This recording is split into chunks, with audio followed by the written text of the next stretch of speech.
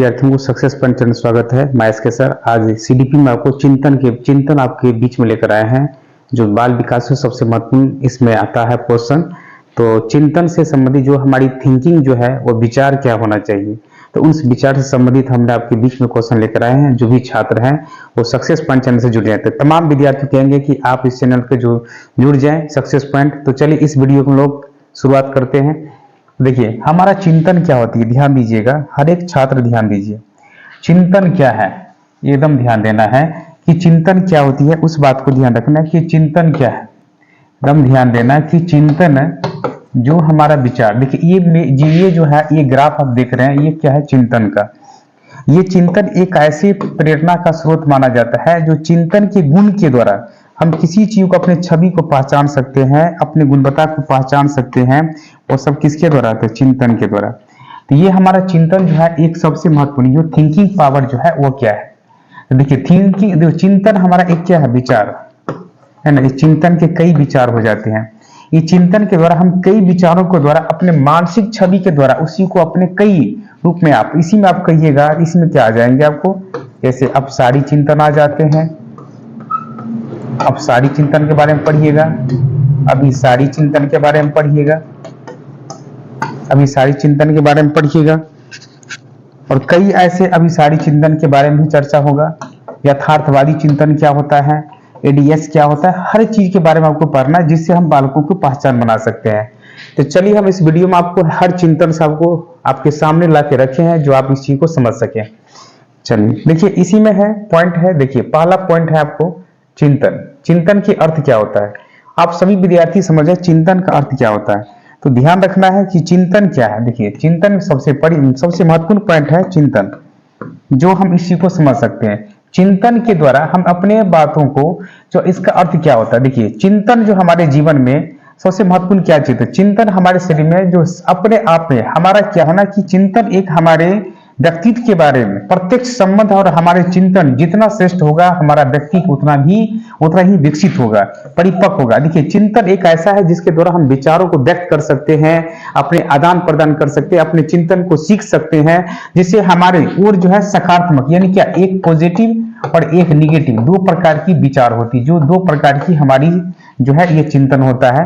तो ये विचार होना चाहिए। चिंतन सकारात्मक या नकारात्मक हो सकता है, श्रेष्ठ साधन, क्योंकि व्यक्तियों में ये परिचित होना चाहिए कि एक स्वास्थ्य में भी अति महत्वपूर्ण स्थान है चिंतन। हमारा एक सोच पे डिपेंड करता है कि आपका सोच कैसा होना चाहिए।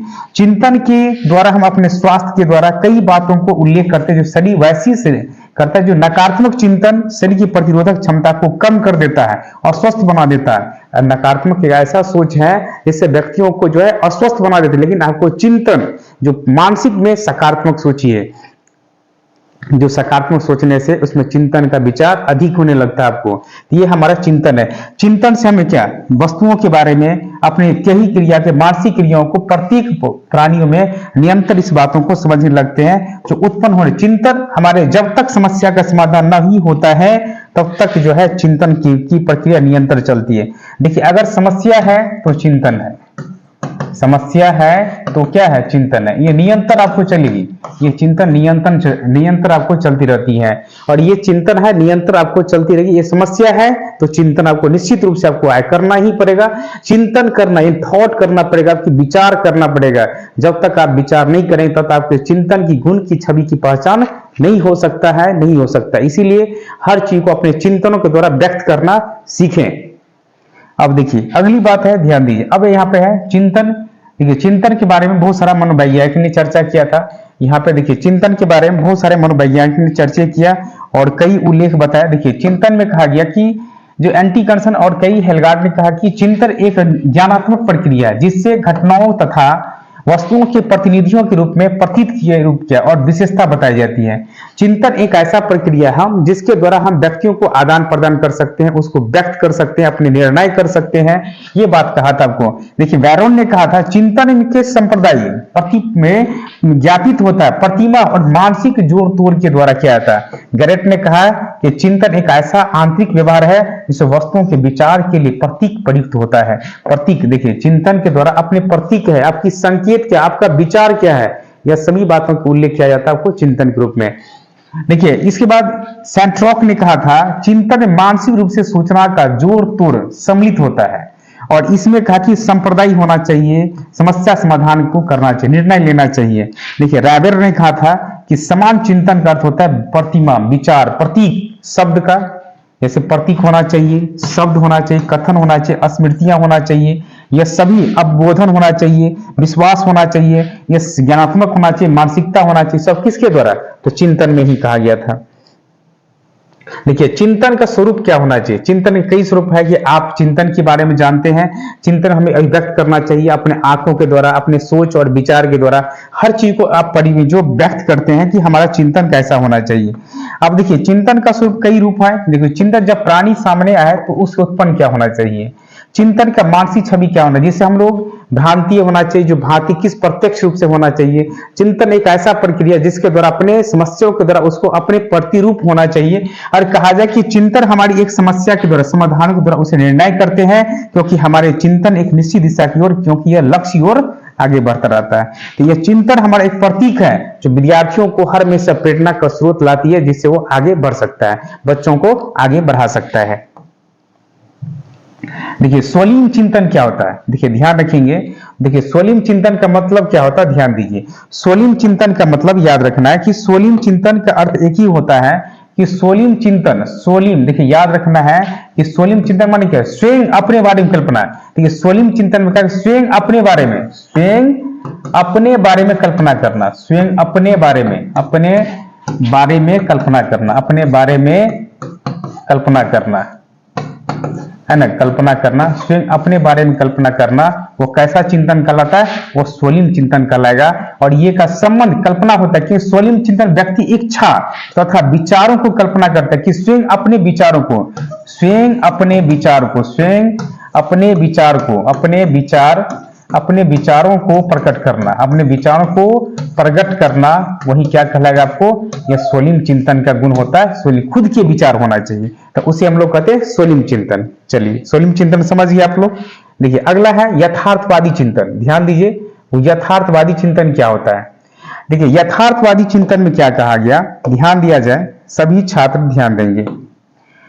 यथार्थवादी चिंतन में उद्देश्य क्या है? देखिए यथार्थवादी चिंतन ऐसा कहा कि जिसके व्यक्ति वास्तविक जीवन के साथ होना चाहिए, जिसको वास्तविक जीवन के साथ, जिससे यथार्थवादी चिंतन का, जिसमें हम यदि कोई व्यक्ति बस में बैठकर यात्रा कर रहा है, यदि कोई व्यक्ति बस में बैठकर यात्रा कर रहा है, अचानक बस रुक जाती है तो वह विभिन्न प्रकार की सोचना प्रारंभ कर देता है।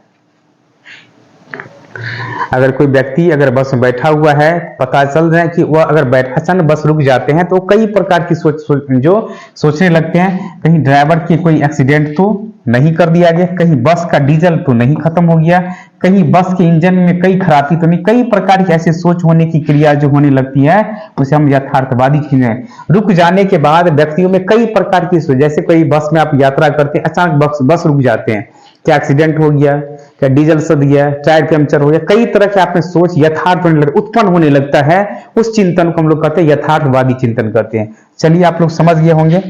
देखिए अगली पॉइंट है आपको, देखिए अब इसमें ध्यान रखना है जो एक अभिसारी चिंतन है, एकदम ध्यान रखना है कि जो अभिसारी चिंतन क्या होता है, सबसे सटीक पॉइंट है, आपको ध्यान रखना है।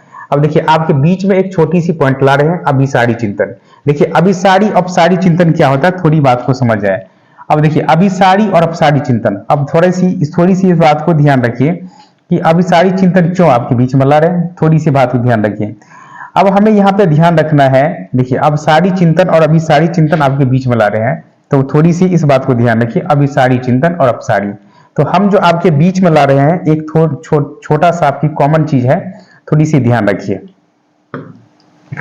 जो ये अपसारी चिंतन जो है एक सबसे सटीक पॉइंट आपके बीच में हम लाए हैं, उन चीज को थोड़ी सी ध्यान दीजिए। आप लोग सभी को ध्यान दीजिए, जो हमारा अपसारी चिंतन है उस चीज को ध्यान रखिए, सभी विद्यार्थी इसको ध्यान दें।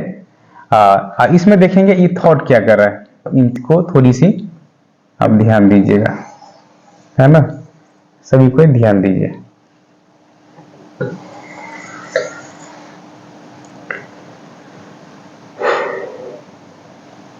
चलिए सभी को ध्यान देंगे और थोड़ी सी हम ट्रैक भी इसको चेंज कर देते हैं, ठीक ना। देखिए ध्यान दीजिए, अब यहाँ पे जो है अपसारी चिंतन है उसमें क्या कहा गया, देखिए थोड़ी सी इस बात को ध्यान रखना है। जो अपसारी चिंतन है उसमें कई बात को लेके, जो अपसारी चिंतन देखिए यहाँ पे भी लिखा हुआ है, और देखिए यहाँ अपसारी चिंतन क्या कहता है कि अपसारी चिंतन के द्वारा अपसारी के कई सोच होंगे, एक नहीं कई प्रकार की, इस व्यक्ति ने कई प्रकार की ऐसे सोचों का अवलोकन करता है और कहता है कि एक सोच नहीं कई प्रकार का सोच होना चाहिए। जो हमारा सोच होगा एक नहीं, वह कई प्रकार की सोच का उल्लेख होगा। देखिए जो हमारा अपसारी चिंतन है, ध्यान दीजिएगा, जो अपसारी चिंतन है वो अपसारी चिंतन जो है ना एक से अधिक होता है, याद रखिए। अगर कहा जाए एक बात की प्रेरणा कहा जाए, हमने एक चीज यहाँ पे लिए और इस चीज में देखिए कई प्रकार की सोच होगा, यानी अगर इसमें कहा जाए तो कई प्रकार की सोच के साथ हम लोग उल्लेख कर सकते हैं, कई चीज को उल्लेख कर सकते हैं, कई उद्देश्य दे सकते हैं। ये हमारा कौन सा चिंतन है, अपसारी चिंतन। जिसमें हम एक से अधिक बातों का उल्लेख करते हैं उसे हम लोग कहते हैं, इसे कहते हैं अपसोच, यानी इसको सोचना। कैसा, तो एक से अधिक सोच। जब एक से अधिक एक सोच हो जाएंगे तो उसे हम लोग क्या कहेंगे, अपसारी चिंतन। अपसारी चिंतन एक ऐसा चिंतन है जिसके द्वारा हम बालकों को एक से अधिक गुण, व्यक्ति एक और काम अनेक हो जाता है, इस प्रकार के चिंतन को हम लोग कहते हैं अपसारी चिंतन कहते हैं। जब इस बात की उल्लेख किया गया तो यहाँ पे हर बातों को ध्यान रखना है, जो अपसारी चिंतन की बात कहा गया। और देखिए अपसारी चिंतन में तो देखिए इनकी लिखिएगा, आप सभी विद्यार्थी लिख लेंगे, इसको अलग से लिख लेंगे आप सभी विद्यार्थी कि देखिए अपसारी चिंतन में सबसे सटीक बात को ध्यान रखना कि इसमें क्या क्या चीज को, गुण को ध्यान देना है आपको। देखिए नंबर 1 में लिखिएगा मुक्त अंत वाले प्रश्न, मुक्त अंत वाला प्रश्न, मुक्त अंत वाला प्रश्न। दूसरा नंबर में लिखिएगा खुला अंत वाला प्रश्न, खुला अंत वाले प्रश्न, खुला अंत वाले प्रश्न, खुला अंत वाले प्रश्न। 3 में लिखिएगा स्वतंत्र प्रश्न, स्वतंत्र प्रश्न। 4 में लिखिएगा मौलिक चिंतन, मौलिक चिंतन, मौलिक चिंतन, उच्च चिंतन, उच्च चिंतन, सृजनात्मक चिंतन,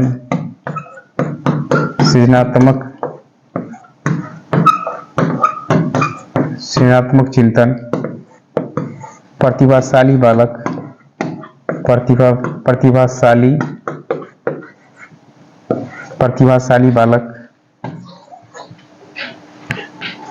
विशिष्ट बालक भी हो जाए, जैसे विशिष्ट श्रेष्ठ बालक, जैसे प्रतिभाशाली बालक हो गया, तीव्र गति वाले बालक भी हो जाएंगे, आपको सृजनशील बालक हो जाएंगे। कई प्रकार की सोच, नई नई विचार, नया विचार भी हो जाएगा, नया विचार होगा, एक से अधिक होगा, एक से अधिक होगा, एक से अधिक होगा, है ना, अगर एक से अधिक होगा, नई नई बातों की चर्चा होगी, एक से अधिक होगा। जैसे हमने यहाँ पे क्वेश्चन 1 पॉइंट देखिए, जैसे ई सब, जैसे विशेषताएं, जैसे कोई चीज का विशेषताएं की बात हो जाए, विशेषता की बात हो जाए, तो इन सभी बातों की चर्चा होता है किसमें, तो अपसारी चिंतन में। अगर आप इस चीज को ध्यान रखें, खुलांत वाले मुक्त प्रश्न है, जैसे out of the box, out, जैसे आउट ऑफ द बॉक्स, ये सभी चिंतन कौन सा हो जाएंगे, तो सब अपसारी चिंतन के अंतर्गत में। जितना चीज आपको लिखा दिए एकदम रामबाण है, आपको एग्जाम में निश्चित ही क्वेश्चन आता है, तो आप याद रखेंगे कि खुला अंत वाले प्रश्न पूछे, खुला अंत वाले प्रश्न पूछे, मुक्त अंत वाला प्रश्न पूछे, स्वतंत्र प्रश्न पूछे, मौलिक चिंतन पूछे, उच्च चिंतन पूछे, सृजनात्मक चिंतन पूछे, प्रतिभाशाली बालक के बारे में पूछे, नया विचार कहे, एक से अधिक बातों में चर्चा हो, विशेषताएं के बारे में पूछा जाए, आउट ऑफ द बॉक्स के बाहरी चिंतन के बारे में पूछा जाए, बाहरी चिंतन अगर पूछा जाए तो सब चिंतन किस में आ जाएंगे आपको, तो सब आ जाएंगे अपसारी चिंतन में। तो अपसारी चिंतन कहते हैं व्यक्ति तो एक होते लेकिन काम अनेक होते, सोच व्यक्ति का अनेक होता है, इसे हम लोग कहते हैं अपसारी चिंतन। जैसे हम व्यक्ति तो एक है लेकिन काम कितना करते हैं, बहुत सारा काम करते हैं, बहुत सारा काम करते हैं। तो काम जो एक का आदमी है बहुत सारा अगर काम करता है उसे कहते हैं अपसारी चिंतन। आप लोग ने ये समझ गए, अपसारी चिंतन की बात समझ में आ गया होगा आप सभी विद्यार्थियों को। चलिए ये आपने समझ गया। देखिए अगली पॉइंट है, ध्यान दीजिएगा, अगला है अभिसारी चिंतन। अभिसारी चिंतन, ध्यान दीजिएगा, अभिसारी चिंतन। अब देखिए अभिसारी चिंतन की बात ध्यान दें, अभिसारी चिंतन क्या कहता है बताइए। अभिसारी चिंतन पहला नंबर में लिखेंगे बंद वाले प्रश्न, बंद वाला प्रश्न, मुक्त इसमें निश्चित वाले प्रश्न, निश्चित वाले प्रश्न, कोई एक प्रश्न जैसे यानी कोई जैसे पूछ दिया जाए बिहार की राजधानी कहाँ है, कहाँ है। तो नंबर 1 में हो गया जैसे पटना, 2 में हो गया दरभंगा, 3 में हो गया कोलकाता, और 4 में मधुबनी, है ना। चलिए ऐसा है। तो देखिए इसमें क्या करना है, कोई एक बात को ध्यान देना है। तो बिहार की राजधानी कहाँ है, तो कोई एक प्रश्न का आंसर होगा तो क्या हो जाएंगे, पटना हो जाएंगे। तो कोई एक प्रश्न की अगर चर्चा हो जाए तो उसे हम क्या कहें, अभिसारी चिंतन। तो अभिसारी चिंतन हो गया कि एक निश्चित बात, कोई एक चीज पर लक्ष्य होना चाहिए, उसे क्या कहेंगे, हम लोग कहेंगे अभिसारी चिंतन। चलिए सभी विद्यार्थी जी को समझ गए होंगे। चलिए अगली पॉइंट पे चले हम लोग। देखिए अगला पॉइंट है, ध्यान दीजिए, आप लोग के बीच में है। देखिए अब है हम लोग चलेंगे रचनावादी चिंतन। आपके बीच में एक रचनावादी चिंतन। देखिए रचनावादी चिंतन में ध्यान दीजिएगा। देखिए रचनावादी चिंतन किसको कहेंगे, रचनावादी चिंतन। देखिए रचनावादी चिंतन किसे कहता है, देखिए रचनावादी चिंतन क्या, रचना माने जोड़कर, सकारात्मक व्यक्तियों के द्वारा तथ्यों को, नए तथ्यों को जोड़कर, रचनावादी में रचना माने क्या होता है, जोड़कर, है ना। रचनावादी चिंतन मतलब होता है जोड़कर अपने जैसे विज्ञान, साहित्य, कला, विकास, रचनात्मक चिंतन का एक परिणाम है। कई शब्दों के साथ में अगर जोड़कर अगर बच्चों को अगर सिखाई जाती है तो उसे हम लोग कहते हैं रचनात्मक चिंतन कहते हैं। देखिए अगली बात है आपको आलोचनात्मक चिंतन। देखिए ध्यान दीजिएगा, इसे कहते हैं आलोचनात्मक, आलोचना करना यानी किसी के बारे में चर्चा करना, वो ध्यान रखिए। यहाँ पे करा कि आलोचनात्मक चिंतन के बारे में, जो हम किसी चीज को चर्चा कर सकते हैं, उसको फॉल्ट कर सकते हैं, उसके बारे में। देखिए चिंतन व्यक्ति किसी वस्तु या घटना या तथ्य, किसी सच्चाई को स्वीकार करने के पहले इससे उसके गुण दोष की परख कर लेता है कि हमारे समाज में कुछ व्यक्ति ऐसे भी होते हैं जिन्हें किसी घटना या वस्तु के बारे में कुछ भी कहा जाता है उसे वे सही समझकर मान लेते हैं। तब ऐसा कहा जाता है कि इस तरह की व्यक्ति में आलोचनात्मक चिंतन होता है, यानी वह सही चीज को, सही को भी गलत मान लेते हैं और गलत को भी सही मान लेते हैं, गलत को भी वो सही मान लेते हैं। तो इस प्रकार के चिंतन को हम लोग कहते हैं आलोचनात्मक चिंतन। इनमें निगेटिव और पॉजिटिव दोनों बात का उल्लेख किया जाता है आलोचनात्मक चिंतन में। दूसरी तरफ कहा जाए कि व्यक्ति ऐसे होते हैं जिन्हें घटना या वस्तु बारे में गुण दोष परखते हैं, तब भी उसे सही गलत मानते हैं। व्यक्ति में इस तरह की जो चिंतन होता है उसे आलोचनात्मक चिंतन के नाम से जाना जाता है। जब आपने इसी बात को समझ लिया, आलोचनात्मक चिंतन कहता है जिसमें क्या सही गलत निर्णय नहीं। अगर कोई बोले ये बात सही है तो वो समझे सही हो सकता है, तो गलत है तो गलत हो सकता है, ऐसा यानी सही को गलत ठहराता है, गलत को सही ठहरा देता है। इस प्रकार के चिंतन को आलोचनात्मक चिंतन कहा जाता है। अब चलिए इस बात को आपने समझ गए। अब देखिए ध्यान दीजिएगा, जब आलोचनात्मक चिंतन की बात हो गया तो चलिए हम लोग इस पर आपको क्वेश्चन भी करवा देते हैं। तुरंत आप लोग के बीच में हम क्वेश्चन लेके तुरंत आ जाते हैं, जो क्वेश्चन कौन कौन करना है, ठीक ना। चलिए तुरंत हम लोग क्वेश्चन के विचार में चले कि क्वेश्चन कौन होना चाहिए। चलिए देखिए क्वेश्चन थोड़ी सी आपको हम कर देते हैं, जिससे आपकी क्वेश्चन जो एमसीक्यू क्वेश्चन है उस पर कुछ चर्चा कर देते हैं आप लोग के बीच में। क्वेश्चन कौन कौन सा होना चाहिए, चलिए यहाँ पे क्वेश्चन है, आप लोग थोड़ा सा इस चीज को ध्यान रखेंगे, ठीक। चलिए हम लोग इस क्वेश्चन की बातों को ध्यान रखें जहाँ पे हम चीज को समझ सकते हैं। देखिए पहली बार है क्वेश्चन को ध्यान देना है। पहला क्वेश्चन आपके बीच में है, ध्यान दीजिए, सभी छात्र ध्यान देंगे। देखिए यहाँ पे ध्यान देना है कि अपसारी चिंतन अनेक संभवतः है। ये देखिए ध्यान देना है कि अभिसारी चिंतन की बात। देखिए ध्यान देना है कि यहाँ पे क्वेश्चन हम लोग आगे लेके चलें। देखिए यहाँ पे पहला क्वेश्चन है आपके बीच में है, देखिए ध्यान दिया जाए, आपके बीच में ये पहला क्वेश्चन है। देखिए ध्यान दीजिए, सभी कोई क्वेश्चन ध्यान देंगे, सभी कोई इस बात को ध्यान रखेंगे जब इस क्वेश्चन की बात कहा गया कि कहता कि आउट ऑफ द बॉक्स विषय के बारे में चिंतन किससे संबंधित, अभी आपको जस्ट हम बताएं कि आउट ऑफ द बॉक्स कौन चिंतन के अंतर्गत में आएगा, तो वो अपसारी चिंतन के अंतर्गत में आएगा। तो सही आंसर कौन हो जाएगा, 1 नंबर हो जाएगा आपको। चलिए नेक्स्ट क्वेश्चन है आपके बीच में, ध्यान दीजिए। क्वेश्चन नंबर देखिए क्या है, सृजनात्मक चिंतन। याद रखेंगे सभी छात्र, सृजनात्मक चिंतन जो है वह किसके अंतर्गत, सृजनात्मक चिंतन, सृजनात्मक बताए तो किस में आ गया, आशावादी चिंतन है, सहानुभूति चिंतन है, अपसारी चिंतन है, अभिसारी चिंतन। तो सही आंसर कौन हो जाएंगे आपको, अपसारी चिंतन। नेक्स्ट क्वेश्चन नंबर है देखिए, एडीएच विकार, बहुत ही महत्वपूर्ण क्वेश्चन है, अगर आ जाए तो इस बात को ध्यान रखना है। अब देखिए इसमें ध्यान रखना है आपको इस चीज को, देखिए एडीएच एक विकार होता है जो बच्चों में होता है, एडीएच अवधान न्यूनतम। बात को ध्यान रखना कि जो हमें सबसे पहली बात को ध्यान रखना है कि एडीएच का मतलब क्या होता है, एक चीज को ध्यान रखना है। एडीएच थोड़ी सी आपको समझा भी देते हैं, ध्यान भी देखिए। हमें ध्यान देना कि एडीएच विकार जो होता है, एडीएच देखिए कहते हैं अवधान न्यूनतम, यानी जिस बालकों में याददाश्त कभी क्या होता है, भूल जाते हैं, याद नहीं रह पाता है, उसे हम लोग क्या कहते हैं, एडीएच विकार कहा जाता है, उसे एडीएच। सही आंसर हो जाएगा 1 नंबर हो जाएगा। अवधान न्यूनतम अतिरिक्त अति सक्रियता की विकार हो जाती है। जैसे देखिए इसमें लिखा भी है, ध्यान दीजिए थोड़ा सा। अब देखिए यहाँ पे जो थॉट है उनको थोड़ा सा समझा देते हैं आप लोग को। कहता है बाल अवस्था के दौरान, देखिए ये बात को ध्यान रखना है, कहा कि बाल अवस्था के विकारों में अक्सर 2 व्यापक समूह को वर्गीकृत किया जाता है, जिन्हें बाहरी और आंतरिक विकार कहा जाता है। बाहरी विकार को अधिक बाहरी निर्देश व्यवहारों की विशेषता है, जैसे कि जो अकादमिक गैर अनुपालन, अतिरिक्त सक्रियता और आवेगा, और एडीएचडी आचरण विकार, सीडी और विपक्षी उदंड या ओडीडी जैसे विकार शामिल है। आंतरिक विकारों को अधिक आंतरिक और केंद्रित अनुभवों और व्यवहारों जैसे अवसाद, सामाजिक वापसी, चिंता की विशेषता, और इसमें बचपन की चिंताओं और मनोदशा संबंधी विकार जो शामिल होता है उसे एडीएच विकार कहते हैं। नहीं कहा कि एडीएच जो अवधान न्यूनतम अतिरिक्त विकार को संदर्भित किया जाता है, ये बात है। एडीएच जो एक ऐसा विकार होता है जो उसे अपने अवधान के बारे में ये बताया, जो न्यूनतम हो जाती है, भूल जाते हैं। एडीएच बचपन के बाहरी विकास समूह से संबंधित होती है। एडीएच वाले बच्चों में ऐसी स्थिति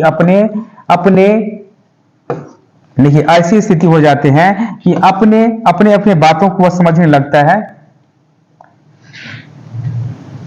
वो अपने चीजों को समझने की लगता है कि वो प्रेरणा की स्रोत क्या क्या होना चाहिए, है ना, उस बात को ध्यान रखना पड़ता है। देखिए ध्यान दीजिएगा, देखिए अब यहाँ पे जैसे एडीएच की बात समझ गए।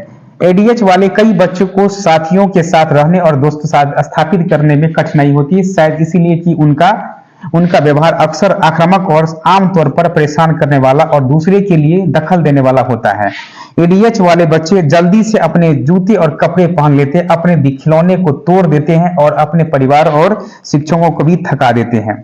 इसी देखिए आपको एडीएच अर्थ का अवधान किया जाता है कि एडीएच का अर्थ है कि अवधान न्यूनतम अति विकार। याद रखना न्यूनतम वाली, कम वाली बात रहे, कम से कम रहे, तो ये समझिए कम से कम रहे, कम से कम मतलब एडीएचडी विकार होता है, तब याद रखें, ऐसे एडीएच विकार के नाम से जानते हैं। अब देखिए क्वेश्चन नंबर नेक्स्ट है, क्वेश्चन नंबर 10। देखिए ध्यान दीजिएगा, अब सभी को ध्यान दीजिएगा। देखिए 10 वर्ष में क्या विज्ञान इतनी उन्नति कर लेगा कि दूसरे ग्रहों पर जीवन की खोज की जा सकती है? यह प्रश्न विद्यार्थियों के चिंतन को बढ़ावा देगा, क्योंकि यह देने का मौका करता है। अपसारी अनेक संभावित उत्तर हैं, अभिसारी केवल एक उत्तर है, अपसारी केवल एक उत्तर है, अभिसारी अनेक संभावित उत्तर है, यानी एक से अधिक बात की चर्चा हो रही है। तो सही आंसर कौन लगाइएगा? 4 नंबर। देखिए अगली क्वेश्चन है, ध्यान दीजिएगा। निम्नलिखित में से देखिए क्वेश्चन बहुत ही सटीक है, ध्यान दिया जाए। निम्नलिखित में से प्रवाह विस्तार मौलिक और लचीलापन संबंधित है। तो जब ये कहा कि मौलिक और लचीलापन है तो प्रतिभाशाली है, कौशल है, कौन हो जाएगा? अपसारी चिंतन हो जाएगा। तो सभी आंसर क्या लगाएंगे? अपसारी चिंतन। देखिए क्वेश्चन नंबर नेक्स्ट है आपके बीच में है। देखिए विद्यार्थियों की अपसारी सोच का मूल्यांकन करने के लिए निम्न में से प्रश्न में सबसे अधिक क्षमताएं होती है। खास श्रृंखला और खास जाल में विभेदीकरण कीजिए। निम्न जीवों से एक खास श्रृंखला का विकास कीजिए और मेढक, घास और बाज ढूंढिए। देखिए इसमें कहा गया कि कोड की श्रृंखला के सर्वदा उत्पादक से ही क्यों शुरू होती है? विचार विमर्श कीजिए, यदि सभी हिरण मुंह लुप्त हो जाए तो उनके संभावित पर्यावरणीय परिणाम क्या होगा। तो सही आंसर कौन होगा, 4 नंबर, क्योंकि इसे लुप्त की बात कर रहा है। ये क्वेश्चन नंबर देखेंगे नेक्स्ट। देखिए इसमें कर रहा है क्या, अपसारी सृजनात्मक कौन सा चिंतन होगा, अभिसारी तो होगा नहीं, अपसारी चिंतन हो जाएंगे। दूसरा नंबर आपको सही आंसर हो जाएगा। देखिए अगला क्वेश्चन है आपके बीच में,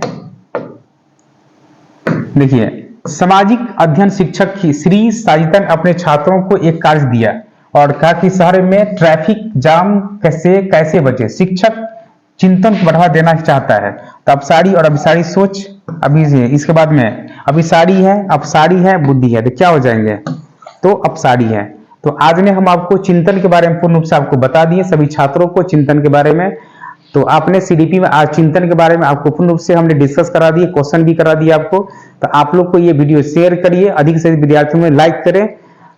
जो कल जो है आपको जुड़ शीतल की पवनी है, आपको हिंदुओं का पर्व है। आप सभी विद्यार्थियों को ये पवनी हिंदुओं का सभी को हार्दिक शुभकामनाएं। कल जो है ऑफलाइन क्लास बंद है, लेकिन ऑनलाइन आपको निश्चित रूप से चलता रहेगा। आप सभी विद्यार्थी इस पर जुड़े हैं, सक्सेस पॉइंट ये चैनल पर आपको निश्चित ही सफलता मिलेगी। सीटेट जुलाई में आपकी सफलता 100% है, निश्चित है। आप लोग तैयारी करते रहे। यही तक, जय हिंद जय भारत।